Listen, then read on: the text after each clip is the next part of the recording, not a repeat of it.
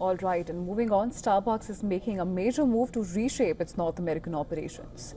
The coffee giant announced a $1 billion restructuring plan that includes the closure of underperforming stores and layoffs affecting hundreds of employees.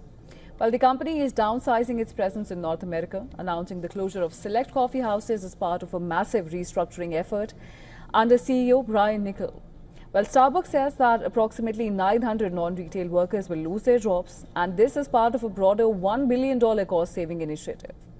Niccol says the closures are aimed at locations where the company cannot create the physical environment that customers expect or where financial underperformance is lacking.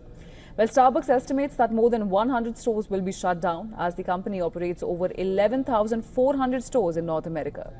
The company has already been adjusting to its operations, with Niccol's leadership focusing on a return to the company's roots, creating a third-place atmosphere that encourages customers to linger. But Starbucks is facing challenges with a six-quarter sales slump, impacted by rising competition and more cost-conscious consumers.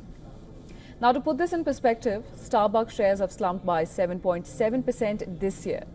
With more cuts on the horizon, the restructuring plan is expected to cost Starbucks around $850 million in store closures and $150 million in employee separation costs. Niccol has stated that these changes are necessary to strengthen the company and better serve both its customers and the employees. Despite the layoffs, Starbucks is still focusing on investing in its coffee houses with a major $500 million initiative aimed at improving labor hours and operations in its cafes. Starbucks hopes that these measures will revitalize its performance and customer experience, with more emphasis on in-store improvements rather than new store openings.